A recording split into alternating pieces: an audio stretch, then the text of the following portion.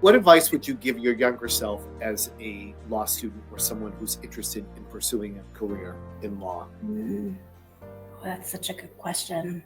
The first piece of advice I would have for myself is don't try to keep so many options open that it disables you from making a choice and committing to it and seeing how that goes. I think as a younger student, I was so focused on not making a mistake. Every single decision about where seems so fraught. And what I've learned along the way is that in many ways, the best choices I've made, the opportunities I've said yes to and have learned from the most are ones that I don't think I could have prepared for. It just took my being able to say yes to some unexpected opportunities and to not be scared or to be so overwhelmed by imposter syndrome that I wasn't able to say yes to them. That's first. I think second is to really take mental health seriously. At the DA's office, when I first started, I think being incredibly unmoved by the terrible things that we were encountering each and every day seemed like it was a professional obligation. It wasn't. I remember showing up to a really terrible autopsy of a young child when I was, I think, 6 months pregnant with my second child. And I think I was embarrassed by the idea that I was affected by that.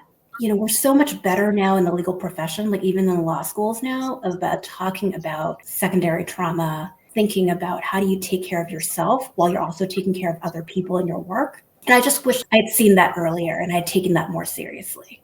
I think the third thing I would say to myself is to really build a personal board of directors. I think early on in my career, I thought I had to do everything on my own and that being independent and individualistic was the way to professional success. And what I've learned is that I can really benefit from having a network of people who are on my side. Some of them are mentors and some of them are friends and colleagues. And these are people who are going to be relentless about telling me the truth, in encouraging me when I need the encouragement, but also in challenging me to say yes to things when I'm scared.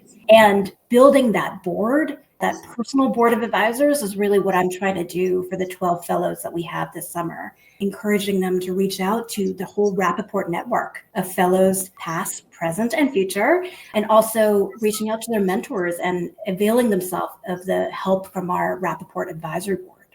And I think the last thing I would say is, I really would tell myself what I know now, which is that public service is noble. Cornel West said something which has always resonated with me, which is that justice is love in action, right? And policy and service is the language of that love.